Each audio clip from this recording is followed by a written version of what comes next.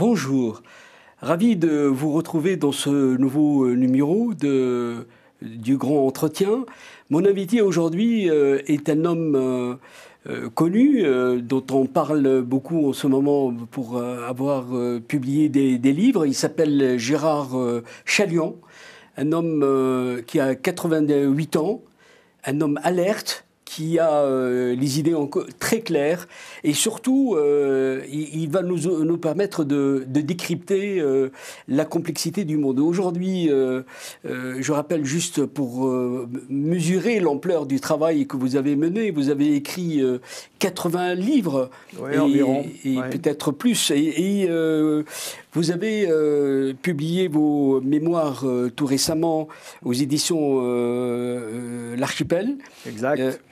Qui s'appelle en réalité... Le savoir de la peau. Exactement. Et d'ailleurs, j'ai envie de commencer par là. Pourquoi le choix de ce titre ? Parce que c'est exactement comme ça que j'ai appris sur le terrain quelle est la réalité par rapport à ce que nous racontons. Oui. C'est-à-dire que, comme vous le savez, il y a une représentation du monde qui change avec l'esprit du temps. Bon, nous, par exemple, aujourd'hui... tout ce que fait Poutine, c'est du crime de guerre. On ne cherche pas à comprendre pourquoi, comment, etc. Tout ce que font les Ukrainiens, oui, c'est parfait. Bon, ça, ce n'est pas une analyse. Bien sûr, l'agresseur, c'est les Russes. Bien sûr, les victimes, ce sont les Ukrainiens. Ils se battent par nationalisme, ils veulent la liberté, bravo. Mais enfin, ce n'est pas une analyse.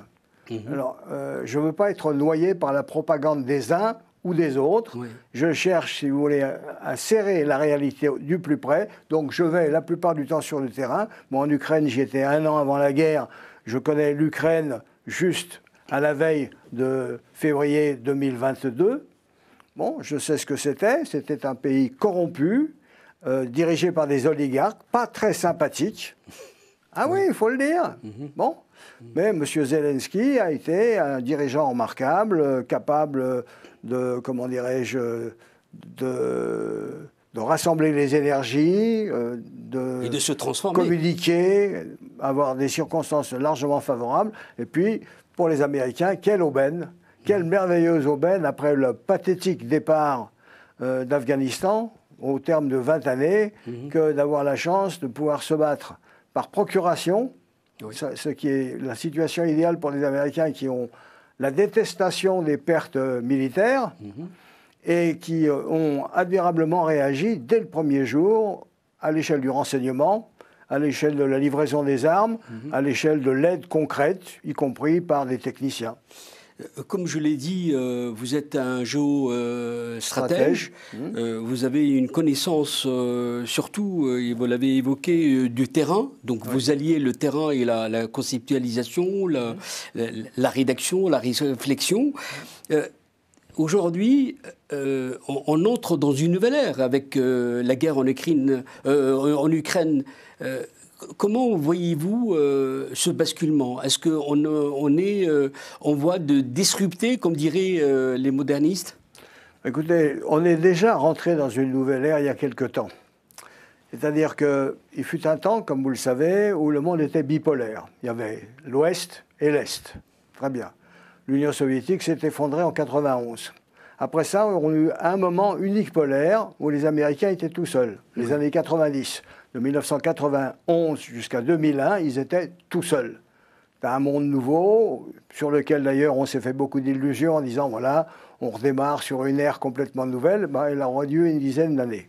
Aujourd'hui, depuis la période 2008, c'est-à-dire la crise, je parle en anglais, des subprimes, et 2010, date à laquelle on nous annonce que la Chine vient de passer au second rang, par-dessus le Japon, eh bien, nous avons un monde en train de se faire et qui est multipolaire. Nous sommes dans un monde complètement nouveau, multipolaire, où vous avez des puissances, hier négligeables, apparemment, et qui aujourd'hui jouent un rôle important. Je prends par exemple la Turquie. C'était quoi la Turquie il y a 20 ans? Rien. Aujourd'hui, M. Erdogan arrive à se poser en l'incontournable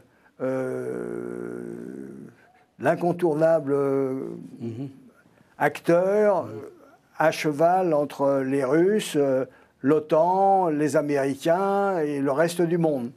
Les Iraniens, malgré plus de 50 ans maintenant de rétorsion américaine, de sanctions, sont encore là. Les Saoudiens, qui étaient hier encore des alliés relativement fidèles des Américains, aujourd'hui leur disent non, on ne va pas produire davantage. Ce qui nous intéresse, nous, c'est que le prix du pétrole augmente. Donc, ne comptez pas sur nous pour vous donner un coup de main, M. Biden. Donc, on a un monde multipolaire qui est en train de se faire, auquel s'ajoute, évidemment, cette guerre d'Ukraine, imprévue, une erreur stratégique de Vladimir Poutine, mal inspirée, mal renseignée, s'imaginant que l'affaire pouvait être réglée relativement facilement et découvrant en définitive qu'il est en face d'une situation qui, depuis 2014, s'est profondément modifiée, que le nationalisme ukrainien est quelque chose de solide, que l'appui des Américains va être immédiat, que l'OTAN, ce vieux machin qui apparemment ne servait plus à grand-chose, connaît au contraire une espèce de nouvelle jeunesse fantastique, avec même les Finlandais et les Suédois qui veulent être membres. Donc il y a un monde qui est en train de se redéfinir. Et qui est très important. Mais au-delà de ça, c'est que comment peut-être dessiner ce monde sans jouer le prophète ou le devin, comment tracer les tendances possibles, parce que on est loin de sortir de cette crise. Cette crise risque de tourner vers le drame. Oui, en tout cas, cette crise est sérieuse, ça c'est indiscutable. Je pense que de part et d'autre, on est suffisamment sage pour ne pas monter aux extrêmes. Ce que je veux dire par là, qu'on ne va pas déboucher sur le nucléaire, malgré les menaces des uns et des autres.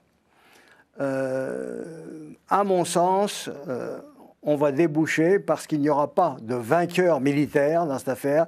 Les Ukrainiens ne peuvent pas militairement gagner et M. Poutine, il a perdu. Il a perdu, sauf qu'il n'est pas vaincu. Il a été obligé de prendre un plan B. Jamais plus l'Ukraine ne sera un client de la Russie, mais il est vraiment dans cette partie orientale, particulièrement à Donetsk, Luhansk, etc., c'est-à-dire des zones qui sont d'ailleurs russes. Bon, il est bien là, en Ukraine, il est bien là aussi. Donc, à un moment, il va falloir négocier. On va négocier probablement avant la fin de l'hiver. Pourquoi avant la fin de l'hiver? C'est parce que l'hiver va être très dur, que nos opinions publiques occidentales, je parle d'abord des Européens qui ne sont pas très chauds, de l'inflation, la flambée des prix, les difficultés d'approvisionnement en hydrocarbures, etc., etc. Et maintenant, venons-en aux États-Unis. La position de M. Biden, tout remarquable qu'elle ait été dans l'aide qu'il a apportée aux Ukrainiens, à la maison est très difficile. Les États-Unis sont dans un état de guerre civile froide. Les tenants de M. Trump ou du Trumpisme sont solides. Le mois prochain, la Maison des représentants, the House of Representatives, va échapper au Parti démocrate.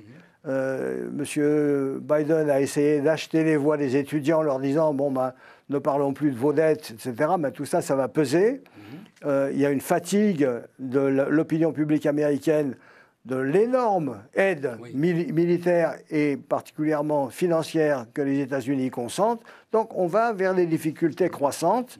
Le poids des pacifistes, en quelque sorte, de ceux qui veulent déboucher sur la paix, va grossir. Entre-temps, nous allons en baver. Ça va être dur. Monsieur le président de la République en France, bon, il a raison de dire il faut tenir, il faut que nos principes, comment dirais-je, prévalent sur nos difficultés, mais il sait pertinemment que nous ne tiendrons pas la route. À un moment, il va dire bon, bah, écoutez, on a fait ce qu'on a pu. Voilà. Votre expertise est très importante pour nous pour mieux décrypter la complexité et la réalité. Et on le voit, les incertitudes sont considérables.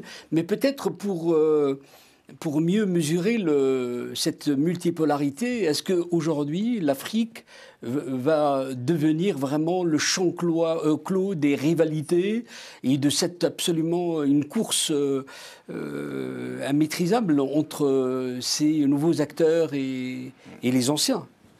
À vrai dire, le champ clos, il est maintenant partout.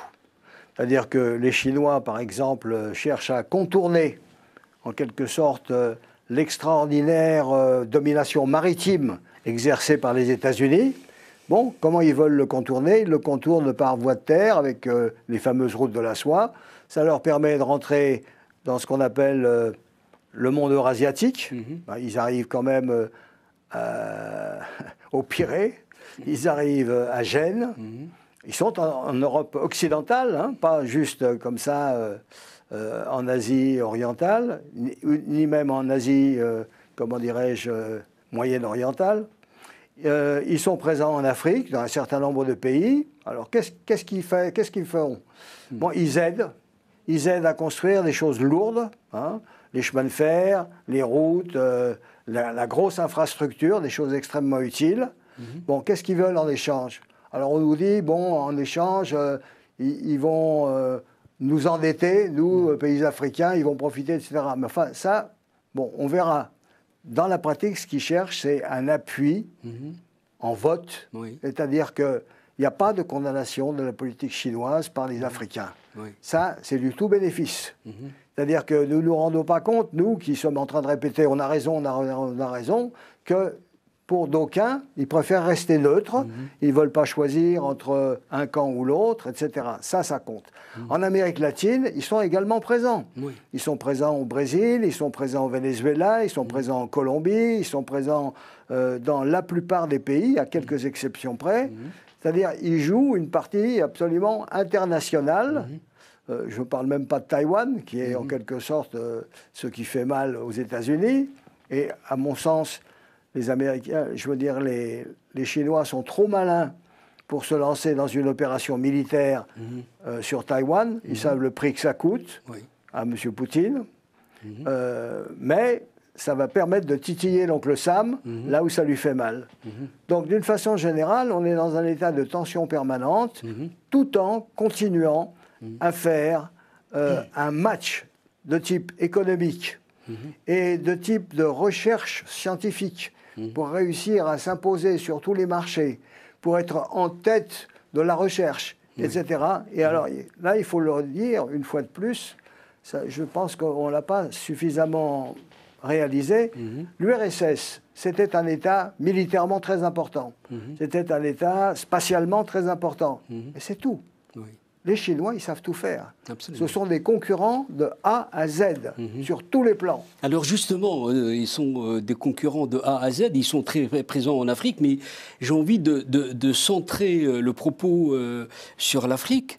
On voit aujourd'hui, votre expertise est très utile là-dessus, que le Sahel, par exemple, est dans un état d'effondrement. Comment voyez-vous cette situation absolument inattendue dans son ampleur? Et est-ce qu'aujourd'hui, il faut une action, non seulement des Africains, mais une action internationale pour arrêter le feu, non? Écoutez, il y a une redistribution des cartes. Par exemple, le constat, c'est qu'après un bon demi-siècle, si ce n'est pas 70 ans, de domination indirecte de la France sur une partie non négligeable de l'Ouest africain, aujourd'hui, il y a une véritable remise en cause. La France, très franchement, n'est plus populaire du tout. Je ne parle pas seulement du Mali, je parle dans l'ensemble de ce qu'on appelle le Sahel.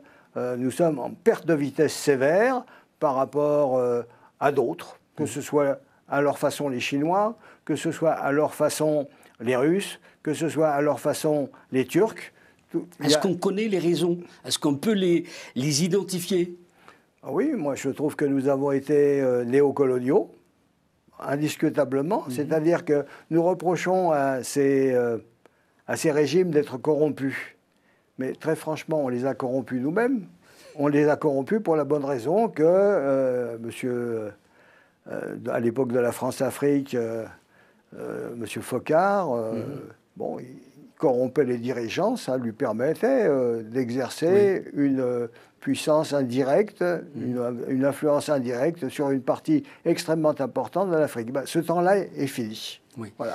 Vous êtes aussi l'un des meilleurs experts sur ce qu'on appelle les conflits irréguliers, c'est-à-dire les guérillas et le terrorisme. Vous avez écrit là-dessus, des franchement, livres. je suis un des meilleurs à l'échelle mondiale. Oui, et votre connaissance pour vous avoir suivi est vraiment précieuse de la réalité de ce phénomène. Est-ce qu'aujourd'hui, lorsqu'on voit le terrorisme djihadiste qui frappe d'une façon aveugle, comment caractérisez-vous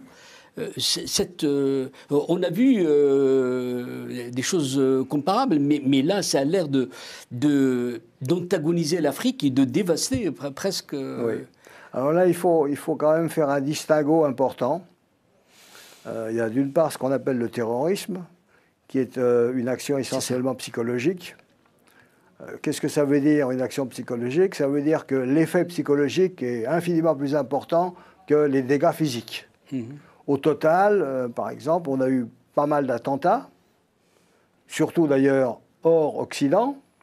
Et qu'est-ce que ça a changé? Bon, ça a changé la donne, ça a changé l'atmosphère, mais enfin, il n'y a pas eu de chute de régime, il n'y a pas eu quelque chose de nouveau. Non, ce qui compte, c'est la guerre de guérilla, lorsque la guerre de guérilla parvient à modifier un régime, à l'abattre et à construire quelque chose. Alors là, ça devient très rare. Par exemple, prenons l'Afghanistan. Bon, ils ont gagné 20 ans de lutte. Ça fait 1 an et quelques qu'ils sont indépendants. Qu'est-ce qu'ils ont fait? Remettre le tchador, la longueur de la barbe. Enfin, c'est du moralisme. Il n'y a rien eu. C'est-à-dire ils n'ont pas pris à bras-le-corps le problème qui est nous devons changer les conditions de vie de nos citoyens. Il faut qu'on arrive à faire de la croissance économique. Quand vous êtes humilié, si vous voulez sortir de l'humiliation, vous n'en sortirez pas avec les bombes seulement. Il faut travailler, il faut revoir les choses, il faut faire... Bon, regardez l'exemple des Vietnamiens. Ils ont réussi à battre les Français, ils ont réussi à battre les Américains, ils se sont accrochés quand les Chinois ont voulu les forcer à changer. Ils les ont accompagnés jusqu'à la frontière. Et à part une période stalinienne pendant une quinzaine d'années entre hier et aujourd'hui, maintenant, on constate que depuis au moins 2 décennies, le Vietnam fait 6% et plus de croissance économique. Chapeau. Quand on compare ça avec l'Algérie, qui sont en train de pleurnicher encore qu'on les a colonisés, et qu'est-ce qu'ils ont fait depuis 60 ans? Rien. Mais comment s'interroger sur ces mécanismes? C'est-à-dire qu'il y a des peuples qui arrivent à se dépasser, à sortir de leur traumatisme, et d'autres sont complètement rivés dans leur situation de souffrance.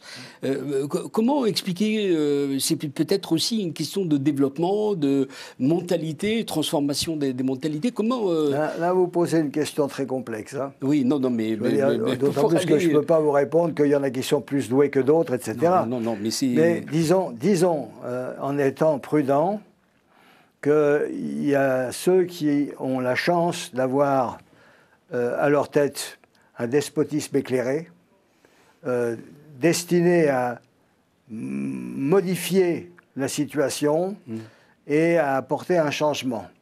Même si le régime est extrêmement dictatorial, ce qui est le cas d'ailleurs. Et vous avez ceux qui sont strictement corrompus, qui vous racontent des histoires, et c'est toujours la faute des autres. Oui. C'est la faute des Français. Il y a 60 ans que c'est notre faute, comme si, en fin de compte, avec des situations à peu près similaires de colonialisme de part et d'autre, vous arrivez à accabler l'un et l'autre, au contraire, s'en sort. Bon, pourquoi? La réponse est complexe.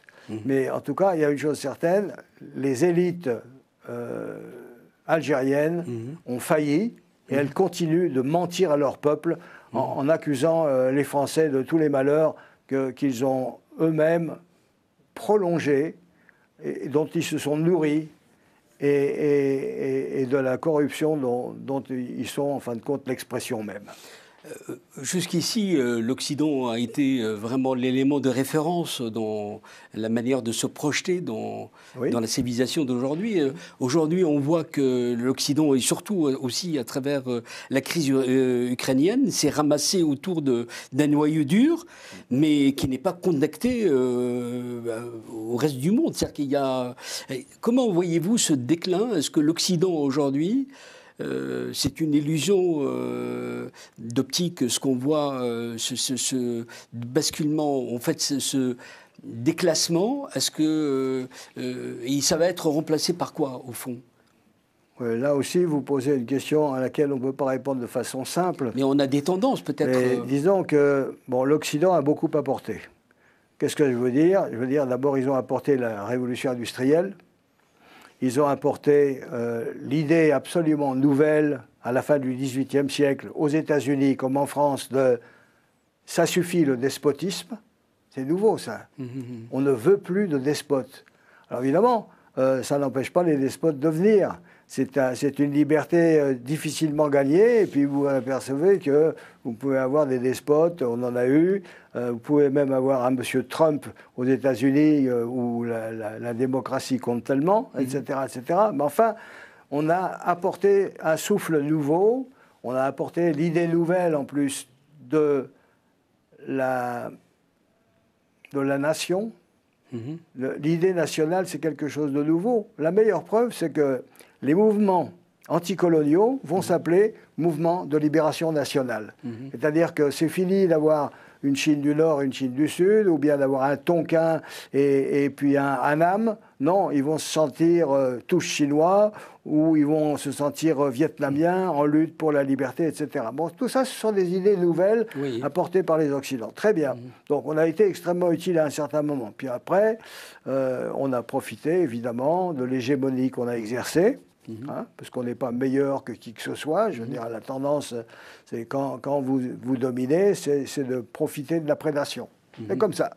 C'est l'espèce humaine. Si les autres avaient gagné, les Occidentaux, ils seraient réduits à une sorte de semi-esclavage et on pleurnicherait en disant que c'est pas beau d'avoir promu l'esclavage. Enfin, ceci dit, tout ça n'est pas héréditaire. C'est-à-dire que c'est pas parce qu'on a utilisé l'esclavage qu'on est des esclavagistes aujourd'hui, sans compter que c'est trop facile de dire que l'esclavage a été strictement atlantique, alors que de l'océan Indien, il y a eu la même quantité, sinon davantage d'esclaves emportés en direction des puissances musulmanes de l'époque. Bon. On a quelques minutes vraiment pour conclure. Vous avez vraiment 4 décennies d'observation, de travail sur le terrain. C'est-à-dire que vous avez ce qu'on appelle le temps long, et vous avez en mémoire... l'histoire, c'est important. Les conflits, les guerres, les crises. Qu'est-ce qui peut aujourd'hui vous inciter à vous accrocher à une forme d'optimisme? Peut-être ça, c'est une question qui mérite d'être posée dans un contexte complètement d'incertitude, marqué par les incertitudes. Bon, c'est vrai, nous sommes dans une période d'incertitude, c'est-à-dire qu'on est à un moment de changement accéléré, on est peut-être même à un tournant, c'est-à-dire ce déclin de l'Occident peut continuer et devenir véritablement, non pas une tendance, mais un fait, bon, possible. Moi, je souhaite en tout cas que ne disparaisse pas l'idée de la démocratie, je souhaite que ne disparaisse pas le refus de faire une différence entre les hommes et les femmes, au sens où il y en aurait un des deux qui serait supérieur à l'autre. Je pense que la libre discussion doit exister le plus possible. C'est-à-dire que je continue, avec un certain optimisme, peut-être à tort, de penser que ça vaut la peine de se battre pour certaines des valeurs que l'Occident a été capable de produire, mais pas pour lui seul. Gérard Chalion, je rappelle que vous êtes un géostratège et que vous êtes un homme d'une culture encyclopédique et c'est pas vraiment un mot pour vous flatter. Et surtout, à travers les livres que vous avez abordé vraiment tous les sujets de fond de notre époque sur les 4 dernières décennies. Je vous remercie d'avoir été notre invité et je vous dis longue vie, à très bientôt. Merci beaucoup. Je pense qu'il faut se battre pour avoir un monde vivable. Merci. Merci. Au revoir.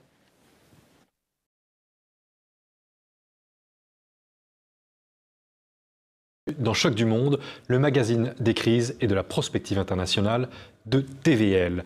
Le vent tourne, écrit le colonel Jacques Heugard dans son nouvel essai « La guerre en Ukraine, regard critique sur les causes d'une tragédie ». Car après 2 années de conflits et de mobilisation occidentale en faveur de Kiev, de mobilisation aussi de l'OTAN, l'atmosphère est beaucoup moins optimiste en France. Alors Jacques Heugard, bonsoir. Bonsoir. Merci d'avoir répondu présent à l'appel de Choc du Monde. Vous êtes ancien officier de Légion au prestigieux 2e Rêve. Vous avez aussi servi au Kosovo au sein du COS, le commandement des opérations spéciales, ce qui vous a familiarisé avec l'OTAN et avec la menace qu'elle pouvait représenter pour certains pays. Et vous êtes désormais expert en intelligence stratégique. Je vais tout de suite évoquer l'Ukraine, cette tragédie que vous décrivez dans votre nouvel essai. Je vais vous citer. La guerre qui se termine à l'avantage incontestable de la Russie consacre une nouvelle défaite de l'OTAN et derrière elle de l'hégémonie américaine. Alors, Jacques Heugard, ce jugement n'est-il pas prématuré? D'autant plus que vous dites plus loin dans votre ouvrage que l'Amérique aura atteint un de ses objectifs stratégiques, à savoir couper la Russie de l'Europe. Alors, Jacques Heugard, pourriez-vous nous éclaircir ce paradoxe apparent? Non, ce que j'ai voulu dire dans cet ouvrage, c'est que depuis 2 ans, on nous dit que l'Ukraine, ou l'État ukrainien d'aujourd'hui, va gagner cette guerre. Et c'est une mobilisation extraordinaire d'experts étoilés ou galonnés sur les plateaux de télévision ou dans les médias français pour nous expliquer tout ça. Ça me faisait bondir parce que c'était mépriser, ignorer les réalités fondamentales du rapport de force qui était en train de s'installer. D'un côté, vous aviez la Russie, 148 millions d'habitants, une dizaine de fuseaux horaires, une profondeur stratégique colossale par rapport à la petite Ukraine. 30 millions d'habitants aujourd'hui peut-être, alors qu'elle en avait 51 au moment de l'indépendance en 1991. C'est aussi, côté russe, l'appareil de production militaire de défense qui est réveillé aujourd'hui. En 2 ans, finalement, la Russie produit 50 fois plus d'obus d'artillerie qu'en 2022, au moment du démarrage de la guerre. On pourrait parler des engins blindés, des chars, des engins blindés d'infanterie, etc. Tout est à l'avenant. Et en face, vous avez une armée ukrainienne moins nombreuse, avec beaucoup moins de réserves, aujourd'hui fatiguée par 2 ans de bombardements incessants et de supériorité d'artillerie et de supériorité de l'air considérable de la Russie. Et l'OTAN derrière, qui est pour moi ce que j'ai dit l'autre jour sur un autre plateau de télévision, un tigre en papier, c'est-à-dire une coalition d'États qui donne du poil à gratter évidemment aux Russes et au président Poutine, et qui est dénoncé, dont la montée vers l'Est est dénoncée depuis au moins peut-être 10 ans d'ailleurs déjà maintenant. Hein. Je me suis longuement dans votre essai sur cet élargissement. Voilà. Donc cet élargissement, mais ça c'est une chose. Mais surtout l'OTAN, moi je vois ce qu'on a déversé comme argent en Ukraine aujourd'hui et comme matériel disparate qu'on ne peut entretenir, qu'on ne peut maintenir, etc. Parce qu'il n'y a pas les spécialistes voulus, il n'y a pas les pièces voulues, etc. Créer un déséquilibre phénoménal. Et moi, je dis que oui, aujourd'hui, la Russie est en train de gagner militairement la guerre. Ça, c'est à mon avis indiscutable, militairement. Alors, bien entendu, derrière, il y a... et il faut en finir, je dirais. C'est l'appel au pape. L'appel du pape, pardon, il y a quelques jours, en disant qu'il était temps que l'Ukraine brandisse le drapeau blanc. À quoi elle a répondu, évidemment, dans sa logique à elle, mais Mais je le souhaite de tout mon cœur parce que je pense que cette guerre est une hécatombe pour la jeunesse ukrainienne en particulier. Il est temps que ça s'arrête et il est temps que les négociations reprennent. Ces négociations qui n'auraient jamais dû être torpillées comme elles l'ont été par les puissances anglo-saxonnes et notamment par le Premier ministre Boris Johnson en mars 2022, alors qu'elles étaient sur le point d'aboutir après les rencontres d'Istanbul. Alors vous évoquez donc l'appel du pape, nous allons revenir là-dessus dans un instant. Vous avez aussi évoqué l'élargissement de l'OTAN qui est au cœur de l'argumentaire russe depuis, évidemment depuis 1994, que vous expliquez dans le livre, avec des discussions entre Clinton et Eltsine, mais évidemment depuis 2022, c'est l'un des arguments centraux de l'intervention, de l'offensive russe en Ukraine. Aujourd'hui, les partisans de l'OTAN font valoir que Poutine est intervenu en Ukraine pour empêcher l'extension de l'Alliance Atlantique à ses portes, mais depuis, l'OTAN s'est élargie avec les entrées de la Finlande et de la Suède à la suite donc de ce conflit ukrainien. N'est-ce pas là, cet élargissement, un échec de Moscou? Alors moi, que nous pouvons voir sur la carte. On peut le prendre comme ça au premier degré, mais je ne pense pas du tout en réalité, parce que c'est impliquer deux États jusqu'à présent considérés comme neutres, dans un affrontement, si cet affrontement a lieu, qui ne tournera pas à leur avantage. Et donc, je pense qu'au contraire, c'est une manière pour l'OTAN de montrer des muscles, cette adhésion de ces deux pays, mais de montrer des muscles qui, encore une fois, correspondent à des muscles en papier, si je puis dire. Donc je pense qu'en réalité, c'est un très mauvais calcul de l'OTAN, cette pression. Elle est dénoncée depuis, je vous dis, 2014-2017.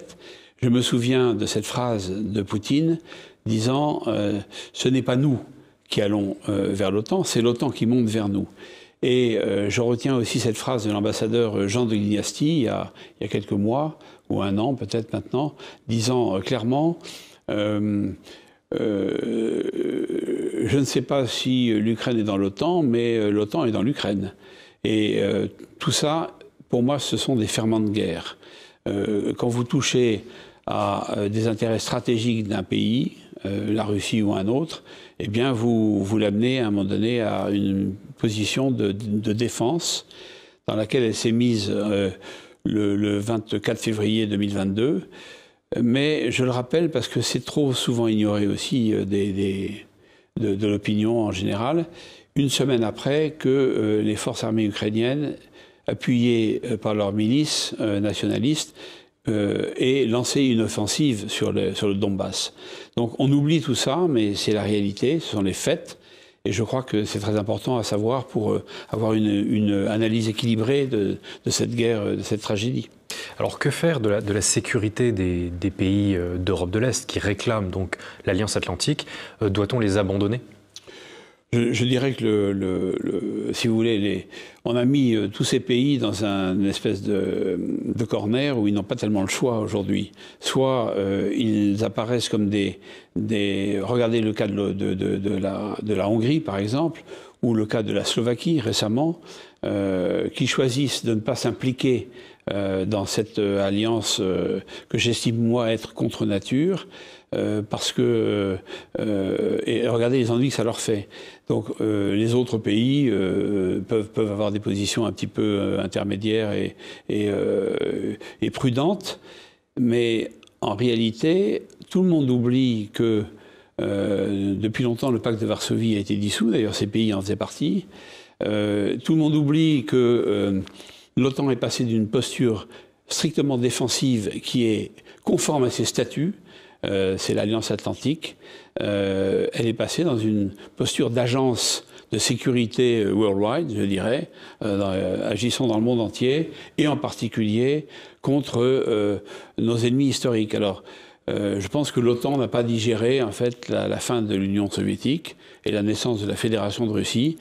Pour moi, ces deux États n'ont pas grand-chose à voir, si ce n'est bien sûr la subsistance de certains réflexes et de certaines pratiques anciennes héritées du monde soviétique. Mais très franchement, Je pense que on aurait été mieux inspiré, je dirais, de rechercher à répondre à la main tendue des Russes dès la fin de l'Union soviétique, lorsqu'ils souhaitaient rejoindre la maison commune européenne, lorsqu'ils souhaitaient même rejoindre l'OTAN, puisque cette demande a été faite par Poutine à Clinton, qui n'a pas dit non d'ailleurs, qui n'a pas dit oui, mais qui n'a pas dit non, avant d'en être découragé par son administration. Et finalement, eh bien, on a laissé monter l'insatisfaction, la colère. C'est ce que le pape a dit, à force de grogner les aboiements de l'OTAN aux portes de la Russie, on finit par produire cette situation dramatique. Voilà. Et je ne cherche pas à donner des excuses.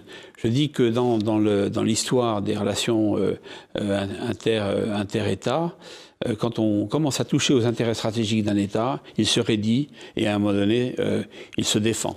Syndrome de la forteresse assiégée. Donneriez-vous raison à Sergueï Lavrov, le ministre russe des Affaires étrangères, qui disait donc que l'OTAN était un vestige de la guerre froide? Ah ben je le crois. Et si vous voulez, moi je pense que l'OTAN aurait dû céder la place au moment de l'effacement, de la disparition de l'Union soviétique, à un système européen de sécurité globale. Alors ce système aurait dû évidemment intégrer la Russie, alors bien sûr avec les difficultés posées par les Polonais et par les États baltes qui sont dans leur comment dirais-je, dans leur position un petit peu c'est l'histoire qui veut ça, une position un petit peu hostile à tout rapprochement avec la Russie, mais ça nous aurait peut-être évité cette guerre aujourd'hui. Le problème, c'est que l'Amérique ne voulait pas de ce système. L'Amérique ne voulait pas d'un système européen harmonieux, uni, de l'ouest à l'est, de l'Atlantique à l'Oural, et l'Amérique voulait une Europe divisée, et a une Europe divisée. Donc ça, c'est ce que vous disiez au démarrage. Oui, elle a atteint cet objectif stratégique de diviser l'Europe, mais qui n'est pas un intérêt des Européens ni des Français, et il faut le répéter et le clamer sur les toits, parce que tout le monde l'oublie. Et en même temps, elle a poussé la Russie dans les bras de la Chine et des pays du BRICS. Hein. Donc nous Français, on est les dindons de la farce dans cette affaire. Et il faudrait que les Français le comprennent, parce que l'OTAN est une organisation, à mon avis, le général Desportes, qui dit parfois tout et son contraire, c'est vrai, a quand même eu ce génie de dire, je crois que c'était sur LCI ou BFM TV, de dire en quelques mots, je les cite dans mon ouvrage, quelques mots cruels sur l'OTAN, mais empreints de vérité et de réalisme, en fait. Donc l'OTAN est une machine de guerre aujourd'hui au service des seuls intérêts américains et certainement pas européens. Et l'Europe se fourvoie en pensant, et les pays d'Europe, et les derniers adhérents également, se fourvoient en pensant que l'OTAN est ce qui va les protéger de tous les dangers. Alors il nous faut profiter de votre expérience militaire pour évoquer la situation sur le front que d'ailleurs nous pouvons voir ici sur cette carte réalisée par Choc du Monde. La Russie semble avoir pris l'ascendant, au moins depuis l'échec de la contre-offensive ukrainienne à l'été dernier. La Russie remporte des victoires, notamment à Avdiivka, dans le Donbass, et accumule la prise de petites localités dans ce secteur. Mais les avancées restent lentes, et je crois que c'est l'argument que l'on entend ad nauseam dans les médias français. La Russie, à les en croire, grappille quelques kilomètres seulement. Jacques Hoggard, ce rythme est-il normal, militairement parlant, ou les commentateurs de LCI ont-ils raison de dire en fait que le front est gelé, concrètement? Alors moi, je ne pense pas que le front soit gelé, parce qu'il bouge quand même. Il bouge de manière relativement modéré, vous l'avez dit, mais je pense que surtout il répond à une volonté du commandement russe qui est d'épargner la vie de ses hommes, en fait. En face, vous avez... Les médias occidentaux disent absolument le contraire. On entend parler de vagues de soldats russes, on a l'impression de voir un film hollywoodien.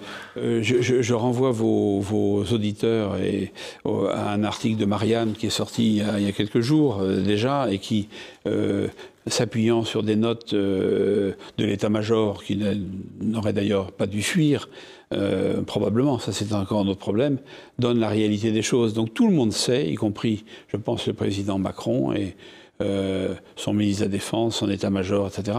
Tout le monde sait quelle est la réalité, la situation militaire aujourd'hui. Moi, j'entends parler de débandade en face, j'entends parler de désertion affectant des bataillons entiers côté ukrainien, parce que y a tout simplement une démoralisation qui est extrême.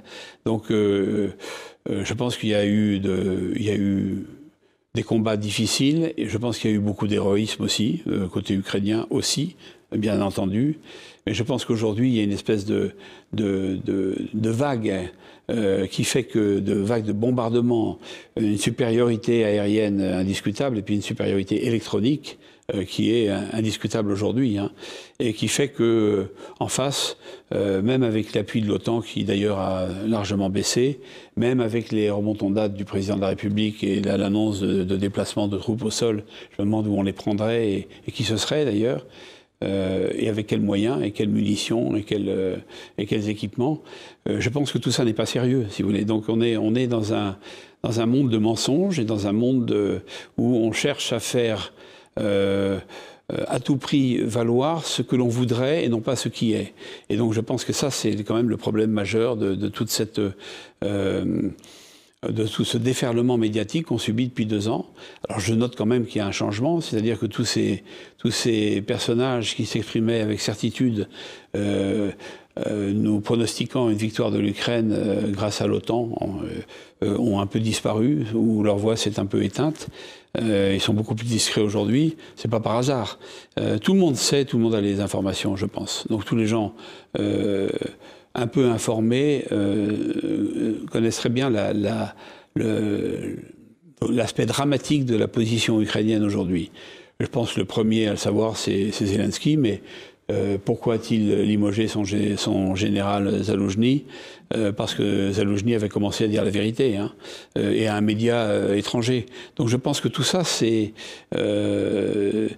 dénié à l'Ouest, et on est dans une espèce comment dirais-je, de déni, d'aveuglement idéologique qui peut nous coûter très cher, à nous Français. Je ne parle pas des Européens, mais je pense aussi aux Européens, bien sûr. Alors pourtant, vous avez évoqué des négociations, des espoirs de négociations. On peine à voir l'issue du conflit arriver. Vous avez évoqué aussi le pape. Quiconque évoque les négociations, et notamment le pape, se voit dénoncé par Kiev. Il en a fait les frais il y a 3 jours. Ce que je vous propose, c'est de regarder comment cela s'est passé entre lui, Kiev, mais aussi Moscou. L'idée évoquée par le pape est tout à fait compréhensible, a déclaré le 11 mars le porte-parole du Kremlin, Dmitri Peskov. La veille, le pape François avait appelé la télévision suisse RTS à ne pas avoir honte de négocier avant que les choses n'empirent. Je crois que les plus forts sont ceux qui voient la situation, pensent aux gens et ont le courage de hisser le drapeau blanc et de négocier, a-t-il estimé. Négocier est un mot courageux, a-t-il ajouté. Des propos qui ont bien sûr scandalisé Kiev, réagissant aux propos du pape, sans le citer néanmoins, le président ukrainien Volodymyr Zelensky a estimé que les personnalités religieuses qui tentaient d'aider l'Ukraine sont avec le peuple et non pas à 2500 km quelque part. Son ministre des Affaires étrangères, Dmytro Kuleba, affirmant de son côté « Notre drapeau est jaune et bleu, c'est le drapeau pour lequel nous vivons, mourrons et triompherons. Nous ne hisserons jamais d'autres drapeaux ». Ce à quoi Maria Zaharova, porte-parole de la diplomatie, a rétorqué avec ironie « Ils mentent comme ils respirent. Ils n'ont pas encore rejoint l'UE, mais ils ont déjà mis le drapeau partout ». Vous savez que Vladimir Poutine a parlé à plusieurs reprises de notre volonté et de notre ouverture à résoudre nos problèmes par la négociation, et c'est la voie privilégiée, a martelé le Kremlin. Mais la Russie juge irréaliste la formule de paix Zelensky, appelant au retour de tous les anciens territoires ukrainiens rattachés à la Russie et à la création d'un tribunal international pour des dirigeants russes. Une loi a aussi été édictée interdisant toute négociation avec la Russie.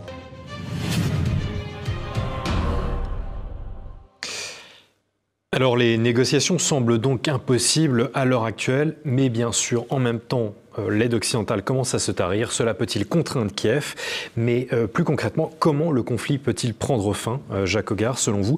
Dans votre livre, vous évoquez le scénario de la partition de l'Ukraine. Moi, je crois que la partition, elle est de fait réalisée aujourd'hui. C'est-à-dire qu'en fait, la partie russophone du pays, grosso modo, parce qu'il y a quand même un certain nombre de points, je dirais, litigieux à régler, comme Odessa, par exemple, qui n'est pas neutre, qui est un sacré problème à régler. Je pense que la partie russophone du pays est de facto aujourd'hui sous le contrôle russe. Bon.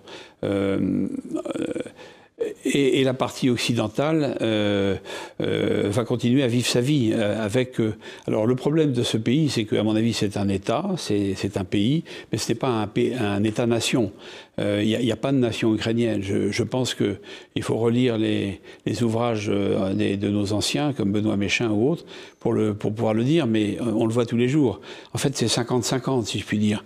Les élections ukrainiennes présidentielles des 20 dernières années ont montré à quel point le pays était coupé en deux.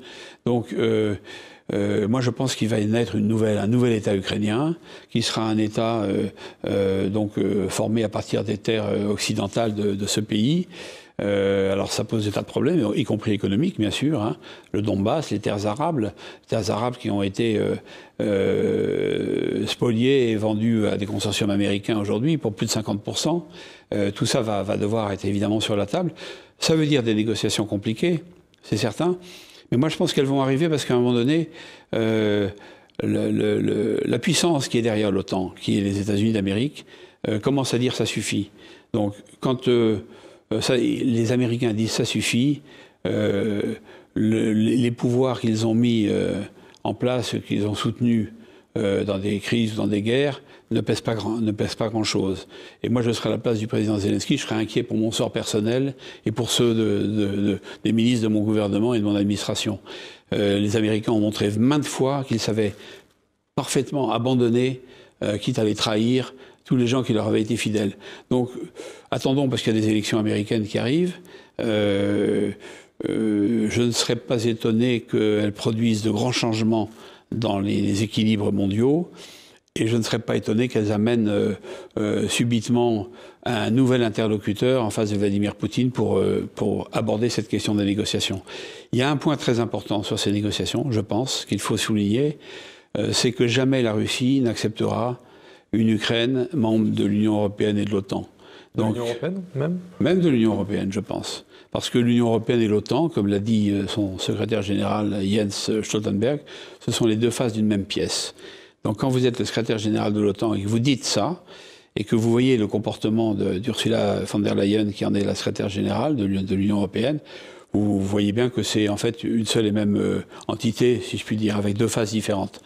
Donc je pense qu'il faut être conscient de ça, parce que j'ai vu ou lu certains généraux français de haut rang dire qu'il y aurait la partition, elle était inévitable, mais que par contre, ce qui resterait d'Ukraine, c'est-à-dire un État ukrainien, les restes de l'Empire Habsbourg ou de la Pologne et de la Lituanie, des possessions de l'époque, cet État devrait à tout prix appartenir à l'OTAN et à l'Union européenne pour sa sauvegarde. Je ne pense pas. Je pense exactement le contraire. Je pense que ce sera le mettre en grand danger et avec lui la paix en Europe. Voilà. Alors vous évoquez l'abandon éventuel de l'Ukraine par Washington, mais cela dit, d'autres l'entendent différemment. Emmanuel Macron, bien sûr, a refusé le 26 février d'écarter un envoi de troupes occidentales. Tout le monde en a parlé depuis. Donc évidemment de troupes de l'OTAN en Ukraine. Il a été désavoué par l'ensemble de ses homologues, ou presque européens. Que se passe-t-il, à votre avis, à l'Élysée ? Et peut-être dans le commandement français. Vous savez, je ne sais pas ce qui se passe à l'Élysée et je ne sais pas ce qui se passe à l'état-major, même si je connais les chefs d'état-major en place, au moins pour les officiers issus de l'armée de terre. Je ne les harcèle pas et je ne cherche pas à les embêter avec mes positions personnelles et mes avis qui peuvent être un peu iconoclastes. Ça, je ne sais pas. Mais ce que je peux dire, c'est que la position du président de la République est irresponsable. Elle ne correspond à aucune réalité tangible. il conteste que ce conflit soit un conflit local. Je rappelle que c'est une guerre civile au départ. C'est une guerre civile déclenchée par le gouvernement ukrainien contre une partie de sa population au motif qu'elle est russophone et orthodoxe.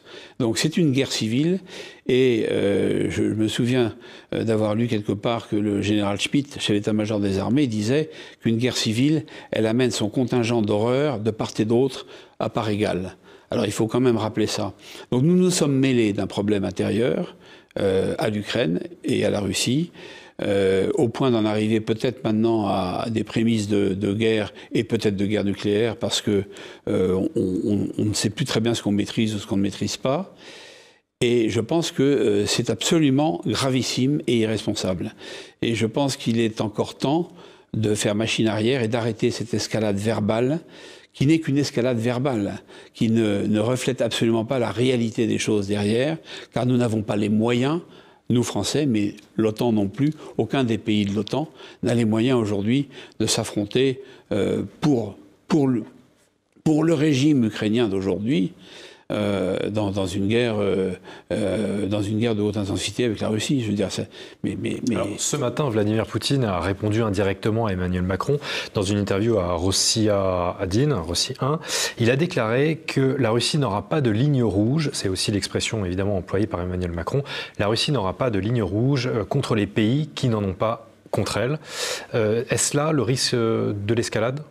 Bien sûr, mais l'escalade, si vous voulez, à force de, comme le dit le pape très justement, à force d'aboyer aux frontières de la Russie, l'ours russe commence à rugir. C'est normal. Donc, pour moi, j'espère que tout cela n'est que de l'escalade verbale. J'aimerais en être totalement sûr pour mieux dormir la nuit. Je pense à nos enfants et nos petits-enfants.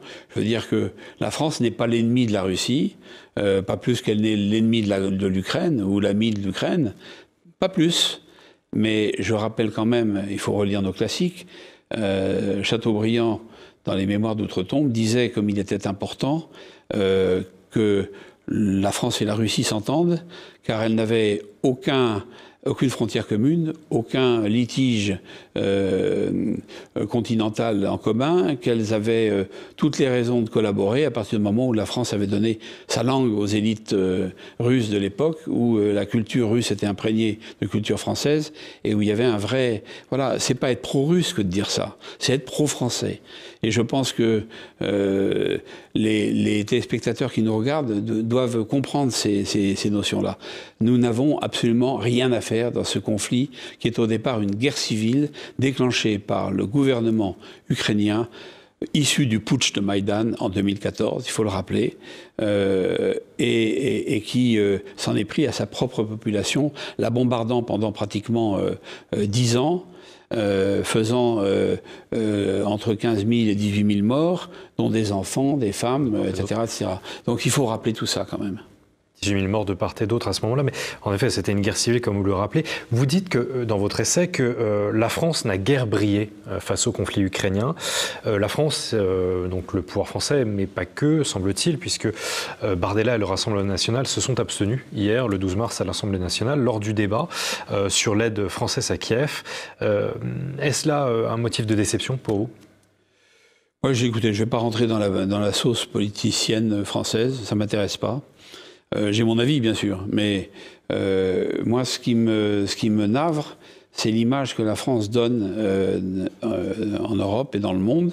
Aujourd'hui, nous sommes déconsidérés. L'ambassadeur de Glignastit, aujourd'hui, a sorti un petit livre très, très récemment qui s'appelle « France, une diplomatie déboussolée ». Nous n'avons plus de diplomatie, surtout. Nous n'avons plus de vision, nous n'avons plus d'axe. Si vous prenez la politique française dans cette affaire dramatique de l'Ukraine, Monsieur Macron a commencé par dire qu'il fallait tout faire sauf humilier la Russie, et puis on a changé. Il est allé se faire gronder par Zelensky à Kiev, et du coup il a changé d'optique au point d'être maintenant le va-t-en-guerre que toute l'Europe regrette qu'il soit, à commencer par nos voisins allemands. Donc, si vous voulez, il y a beaucoup d'incohérence dans tout ça, beaucoup d'amateurisme dans tout ça. Alors, côté franco-français, les partis, j'ai des amis dans différents partis et j'en parle avec eux. je regrette que les dirigeants politiques n'aient pas plus de courage. Voilà. Il y a un certain... Et peut-être nos chefs militaires aussi. Je pense qu'il y a un moment où il faut savoir taper du poing sur la table et dire non. Voilà. Et je pense que nous n'en sommes pas encore tout à fait là. Pas encore tout à fait là, mais les choses évoluent. Si par exemple je prends un sondage BFM TV et Lab sur l'opinion française, sur l'opinion à l'égard du soutien français à l'Ukraine, 39% des Français considèrent que la France doit continuer de soutenir économiquement et financièrement Kiev, soit 11 points de moins qu'en juillet 2023. Et c'est la même tendance que l'on observe s'agissant du soutien militaire, moins 9 points, 43% jugent qu'elle doit continuer son soutien comme elle le fait actuellement. Macron sera-t-il, à votre avis, de plus en plus à contre-courant ? Je le pense, parce que le bon sens va finir par s'imposer. Je veux dire, on a menti aux Français pendant 2 ans. Un grand renfort de déclarations politiques, de déclarations médiatiques, de soi-disant experts qui s'exprimaient. Les rares personnes qui ont osé émettre un discours un petit peu différent ont été à ce moment-là bannis des plateaux de télévision et des médias. Donc, si vous voulez, je pense que l'opinion publique française a été matraquée, je le dis franchement, pendant 2 ans. Et là, elle commence à se rendre compte que c'est pas tout à fait ce qui se racontait dans les médias. Et je pense qu'aujourd'hui, les gens commencent à mesurer la réalité de ce qui nous arrive, c'est-à-dire la chute du prestige de la France, de son rayonnement, pas qu'en Europe, hein, c'est vrai en Afrique, on pourrait aussi parler de l'Afrique et de du French bashing, pour employer un mot anglo-saxon, en Afrique, mais tout s'explique. Tout a des raisons objectives, et ça fait, moi je pense qu'on a commencé ce compte à rebours sous la présidence de Nicolas Sarkozy, et on s'est enferré et on a aggravé les choses, en particulier depuis que maintenant M. Macron est au pouvoir en France, depuis 2017. Mais je veux dire, il y a une prise de conscience souhaitable. C'est pour ça que j'ai fait ce livre. Hein. Il y a une prise de conscience souhaitable pour que les Français comprennent qu'on les a quand même complètement désinformés, parce que c'est le mot majeur. Vous évoquez dans votre essai les causes profondes du conflit. Vous dites que les Russes et les Ukrainiens sont des peuples frères, même si évidemment aujourd'hui ils sont en conflit et le conflit est d'autant plus fratricide. Mais l'Ukraine a donc été vassalisée par Washington, dites-vous. Pensez-vous qu'il suffirait de retirer en fait l'OTAN ou l'ingérence américaine pour que les choses en fait rentrent dans l'ordre ? Alors l'OTAN, sûrement, parce que l'OTAN c'est un appareil militaire. Donc si vous voulez, l'OTAN s'emploie depuis 2014 à américaniser, à otaniser l'armée ukrainienne et à prendre sous contrôle ce pays.